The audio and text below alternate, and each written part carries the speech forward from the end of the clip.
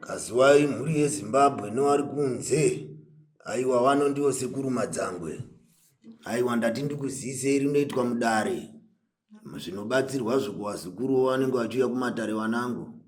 Aiwa tinewane dzimba dziri kuparara wanangu. Aiwa svikai mudare dzinosimba dzimbadzo. Touya kune avo wanenge wabirwa zviro zvavo mudzimba nanatsotsi. Aiwa rinoshandwa mumatare ano wanangu. Tine vari kunze kwenyika vanoda kubatsirwa vanoshuwira kuti aiwa sekuru watowawana sei. Muri kwamuri ikweyo pavhidhiyo koropo tinotaura wanangu. Renyu rikatekaidzwa vanoda kugachidzwa mushonga inouya inoiswa muzviguruguru kana mumhepomo ichisvika pauripo ubatsirikana mwanangu. Tine avo vari muhusungu vasina dzavakapara vanopomewa vari kuchengetiwa muhusungwamo. Aiwa mukauya mhuri dzinodzoka kumukuwanda dzimwe imhepo dzinoteera wapwere. Aiwa touya wane mhuka vari kuti aiwa isu tatambura nezvimwe mhuka kenzai yanetsai. Aiwa mudare muno munobatsirwa wanangu mishando kuda kukwiridzirwa muzvigaro mabasa aya. Aiwa kwachangamire rinoitwa kasvika mudare aiwa munopona. Tinavo wapwere vari kutadza kusununguka muzvipataramo vari kufira muzvipatara nekuzvitakura nemweya yetsvina. Aiwa svikai mudare rachangamire rese rinoitwa muno. Ndati ndikuziisei ndinobata wapwerera ndinotekaidza chipfupi.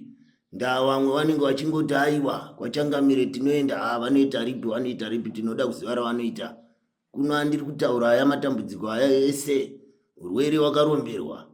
Vari kunetswa nemhepo dzekuberekeswa mumusha.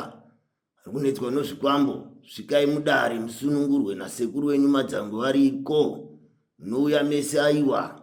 Tine wazhinji vamwe vari kuita pfari vari kudonha tiri kuvaona vari kuuya kudare asi vari kubva vakufamba. Rimwe ratinoita rapekare iroro. Mitezo yakafa vanoda kumutsiwa mitezo mumba mutandarwe rakanaka. Aiwa svikai kwachangamire vanoda kusimbiswa vari kushaya mbereko. Uyai kwachangamire mumbereko dziite mhuri zvariwe.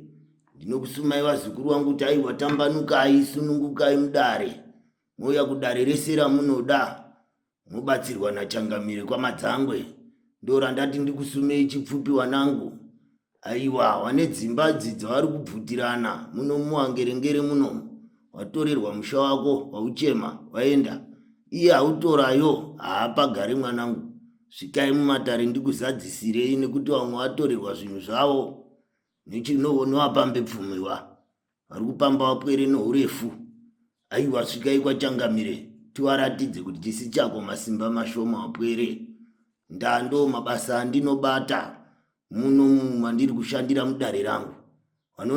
Ndingoipa nhambadzo mbozhanhare dzangu ndidzodzo dzamunondingowa nadzo. Tokurukura rese ramunodaro wanangu. Ndinotenda.